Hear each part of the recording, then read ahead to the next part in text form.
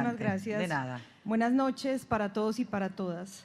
Es para mí un honor estar aquí y contarme entre las muchas personas que en las últimas semanas han pasado por este recinto, contribuyendo a un ejercicio ejemplar de participación para toda América Latina. Un ejercicio que considero necesario para avanzar en la dirección que mejor contribuya a una ciudadanía plena para las mujeres argentinas, fortaleciendo de esta manera la democracia. Pocas cosas podrían convocarme más que intentar una defensa por la que considero como mujer y como médica una causa justa. Así que agradezco profundamente esta invitación y felicito de paso a las mujeres argentinas, quienes tras años ininterrumpidos de lucha por la despenalización del aborto, ayudaron a concitar este importante encuentro de debate democrático. Como me han acortado el tiempo in situ, voy a intentar ir muy rápido por los tres primeros aspectos que he organizado de la presentación para centrarme en el último, que creo es la contribución principal que puedo hacer a esta conversación, que es una crítica al modelo de causales. Voy a empezar entonces con un muy breve contexto sobre el modelo de causales en América Latina. Espero que puedan ver las diapositivas. Colombia es uno de los 13 países de la región, de un total de 17 correspondientes a Suramérica, Centroamérica y México, exceptuando el Distrito Federal, que han despenalizado el aborto parcialmente utilizando el modelo de causales, es decir, hacemos parte de un 76% de toda la región. Podríamos decir que Colombia se ubica en un extremo comparado con Paraguay, que tiene un modelo de causales más reducido, Paraguay o Venezuela, y a mitad de camino, diría yo, con la Argentina, en tanto Colombia tiene un modelo amplio de indicaciones que fue establecido por la Corte Constitucional en el año 2006 y que ha sido reiterado por más de 15 sentencias, de tutela y de constitucionalidad que han reiterado, precisado e insistido en los alcances de estas tres indicaciones de manera que se pueda aplicar el modelo de causales de una manera amplia y coherente con los tratados de derechos humanos. Sin embargo, en una extraña paradoja, quedó establecido un derecho fundamental al aborto a partir del año 2006 en esas tres circunstancias y al mismo tiempo persiste el delito de aborto en nuestro Código Penal. Pese a los esfuerzos que se han hecho en los últimos años por avanzar en una aplicación de este modelo que sea coherente con los derechos humanos, pese a estos esfuerzos, repito, lo que hemos visto en la región es que este modelo se aplica de una manera muy estrecha. Y esto quizás se explica en parte por la manera en que en los códigos penales están consignadas estas causales asociadas siempre al peligro para la vida, al riesgo de morir, a la única alternativa que existe para salvar la vida de una mujer. Sin embargo, hace poco más de una década empezó a promoverse desde la sociedad civil una aplicación de las causales y en especial de la causal salud a partir de este marco interpretativo más amplio, y es así como en Colombia hoy en día la opinión pública, y esto no necesariamente significa que nuestros legisladores estén haciendo un ejercicio como el que ustedes afortunadamente están haciendo en estos días en el Congreso, nuestra opinión pública considera, por ejemplo, hasta en un 87% que hombres y mujeres deben tener los mismos derechos para tomar sus decisiones. El 81% considera que solamente las mujeres, ellas solas, deben decidir si tener o no hijos, y hasta un 47% de la población encuestada considera que el aborto debería ser una decisión libre de la mujer, es decir, que no debería penalizarse. No obstante lo anterior, y en Colombia se estima que hasta un 67% de los embarazos son no planeados, aproximadamente la mitad de esos embarazos terminan en abortos inducidos calculados para el año 2008 en 400.412 abortos, y lo que hemos visto, aún utilizando los datos más confiables y las estadísticas más optimistas, es que entre un 1, máximo un 8% de todos los abortos en Colombia son legales. Dicho de otra manera, entre el 92 y el 99% de los abortos continúan siendo ilegales. Es decir, que estamos muy lejos de lograr reemplazar los abortos clandestinos por atenciones legales y seguras. hasta un 32% de estos abortos terminan en complicaciones que le costaron o le cuestan a nuestro sistema de salud aproximadamente unos 13 millones de dólares por año. Si hubiéramos salvado a todas las mujeres que murieron como consecuencia de un aborto inseguro desde el año 2006 hasta la fecha, estaríamos hablando de unas 840 mujeres. Yo voy a pasar un poco rápido por parte de esta presentación porque me quiero centrar, como les decía hace un rato, en la parte final, que es la crítica al modelo de causales, pero quiero de manera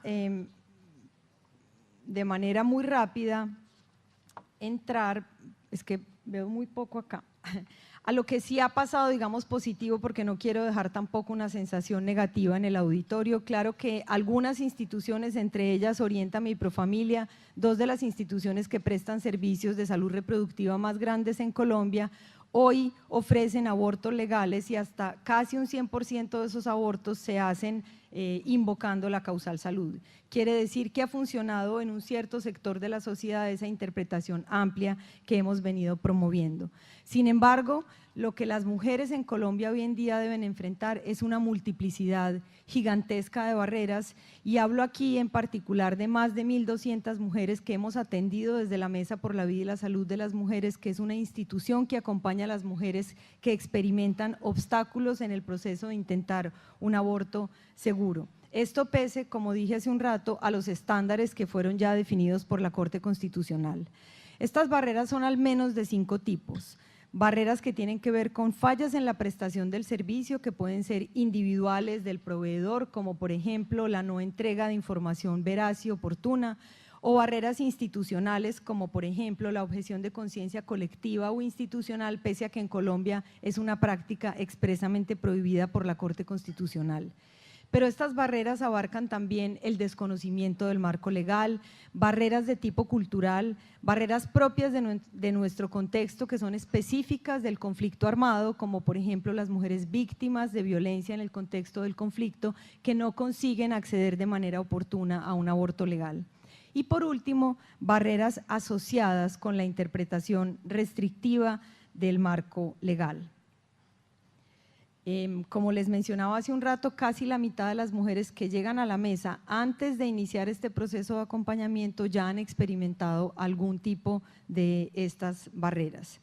Pero lo que nosotros encontramos, y ustedes pueden después consultar, he dejado unos materiales acá en la presidencia de esta Cámara, en físico, quiero insistir en que muchas de estas barreras, como por ejemplo la dilación en la prestación de los servicios o las interpretaciones restrictivas, aparecen permeadas por el estigma. El estigma opera como un telón de fondo para devolver, diría yo, que casi como en espejo, la imagen que convive con todos los modelos de nuestra región, la persistencia del delito en los códigos penales. El estigma entendido, por supuesto, como un proceso social por el cual se cataloga o etiqueta a las personas con base en una atribución negativa que sirve para separarlas y discriminarlas del grupo. En el caso específico de las mujeres que interrumpen voluntariamente un embarazo, el estigma busca etiquetar a las mujeres que rehúsan las normas sociales que pretenden imponerles la maternidad por la vía del delito de aborto.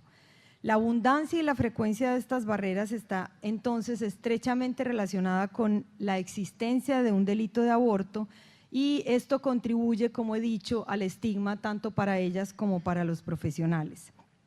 Como ustedes pueden apreciar en esta filmina, en un estudio recientemente conducido por el Grupo Médico por el Derecho a Decidir, encontramos que un 32% de los ginecobstetras en Colombia consideran que hacer un aborto está moralmente mal, y esta percepción está profundamente asociada al estigma y a las barreras que he mencionado. Y hasta un 34% expresan sentimientos de culpabilidad frente a la realización de un aborto, porque estos médicos se sienten marginados con respecto a aquellos que no prestan los servicios de aborto.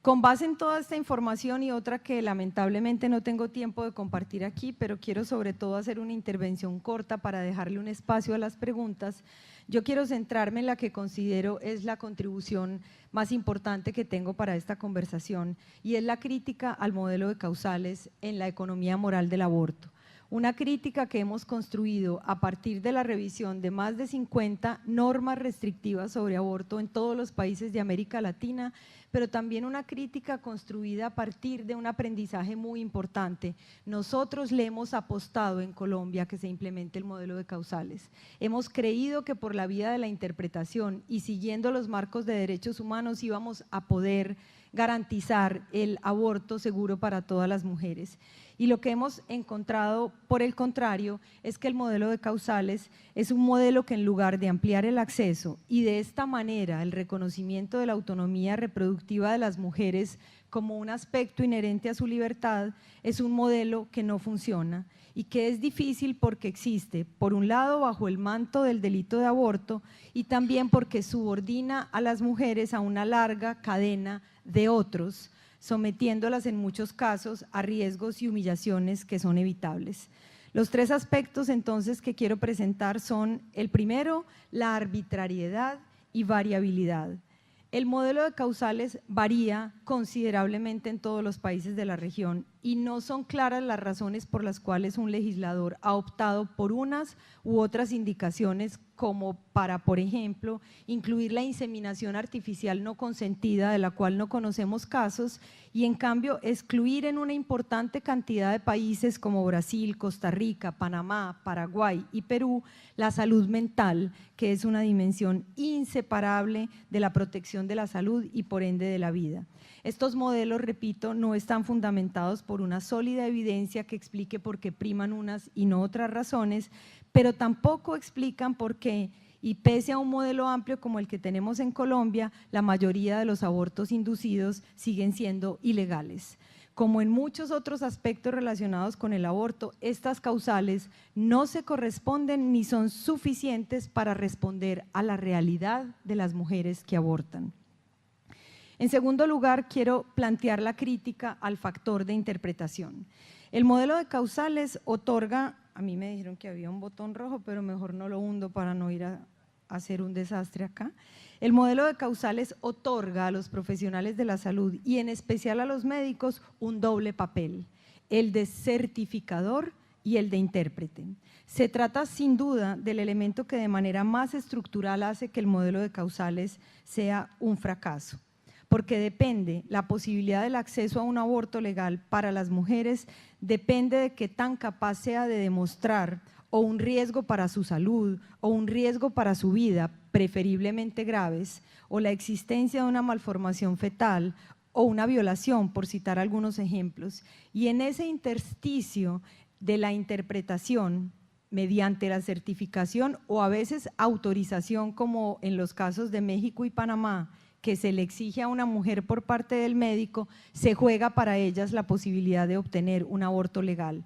Si el profesional entiende la salud en un sentido amplio, entonces la mujer podrá solicitar un aborto bajo esa causal. Si no, tendrá que acudir a un aborto ilegal, someterse probablemente a un procedimiento inseguro, a complicaciones y en todo caso a humillaciones. No voy a detenerme, por supuesto, en el hecho de que no solamente los conceptos de salud, vida y riesgo están sujetos a interpretación, también lo está la propia causal violación, y de eso saben ustedes bastante en este país, hasta donde hace muy poco se interpretó de manera muy estrecha. Todo esto convierte, como está descrito en la literatura, el proceso de atención para un aborto legal en un castigo, porque depende de la interpretación que el médico, de la potestad que le entregamos al médico vía la interpretación, vamos a saber quiénes son las mujeres que pueden abortar legalmente y quiénes son las criminales. Potestad que además le trasladamos al propio profesional en un caso único en el campo de la salud, pues lo convertimos en juez y parte, porque depende también de esa interpretación si él comete o no comete un delito. Quiero por último centrarme en la desigualdad. Porque el modelo de causales es un modelo que profundiza las desigualdades. Por un lado, parte de esa desigualdad está relacionada con lo que estaba explicando de la interpretación, es decir, derivada de la interpretación también producimos desigualdad en la medida en que unas y otras mujeres pueden o no pueden abortar según esa interpretación. Pero por el otro, porque por la falta de acceso afectamos a las mujeres y en especial a aquellas que ya tienen una matriz de desigualdad previa, bien sea por su raza, por su etnia, por su educación, por su edad. Y en este sentido es a estas mujeres a quienes la reproducción contribuye solamente a hacer más precarias. En Ecuador, por ejemplo, las mujeres que están en la cárcel por aborto son mujeres afroecuatorianas y en Colombia hasta un 97% de las mujeres que están bajo algún proceso de criminalización son mujeres rurales. Por último, quiero insistir en un elemento asociado al modelo de causales, y es que el modelo de causales opera en una suerte de espectáculo donde las mujeres tienen que muchas veces hacerse la víctima, despertar el pesar, la lástima o la compasión del profesional para que él dé un veredicto sobre su verdad y para que él dictamine sobre si ese sufrimiento es o no es suficientemente válido. Y es así como en el modelo de causales los intercambios se dan en términos de necesidades y no de derechos. Y digo esto porque no todas las mujeres van a recibir los beneficios que a manera de derechos contienen las leyes en el modelo de causales, sino solo aquellas que logran demostrar una necesidad según la defina el profesional, dando nosotros también con esto al profesional y a quien certifica la existencia de un sufrimiento la voz que otorga o niega legitimidad a la vida, y en especial a la de aquellas mujeres que por falta de recursos tienen que jugar bajo las limitadas reglas que les permite el sistema de causales. Es así como entonces, y con esto voy concluyendo, el modelo de causales se revela como un modelo arbitrario que concede y refuerza un poder extremo a los médicos, intérpretes y certificadores, que tutela a las mujeres negándoles su capacidad moral de decidir. Como hemos visto, se trata de un modelo que se basa casi exclusivamente en la dimensión biológica de la vida, que es el punto a partir del cual se articulan todas las prohibiciones.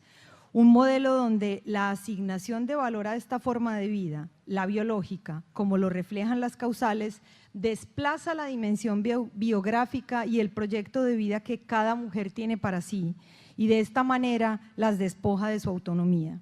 Y aunque el aborto sí, como he escuchado en este recinto, es un evento reproductivo que suele requerir una atención en los sistemas de salud, no es exclusivamente, como todas y todos bien saben, un problema de salud, pues se llega a la necesidad de un aborto no solo para salvar la vida o por enfermedad. Por ello, resulta urgente, y aquí cito a una abogada y filósofa italiana, Tamar Pich, un derecho para dos. Un derecho que permita la protección de la vida fetal destinada por la mujer a nacer, reforzando las protecciones para que todo embarazo deseado, sin importar el nivel socioeconómico, ni educativo, ni el lugar de residencia de la mujer embarazada, sea valorado seria y coherentemente. Un derecho que permita la protección de la vida de las mujeres. Eliminar el delito de aborto y todas las restricciones que usan el poder punitivo del Estado supone restablecer la legitimidad de la vida de las mujeres, de manera que antes que como biología tenga valor como biografía. Un derecho sin derecho penal. Muchas gracias.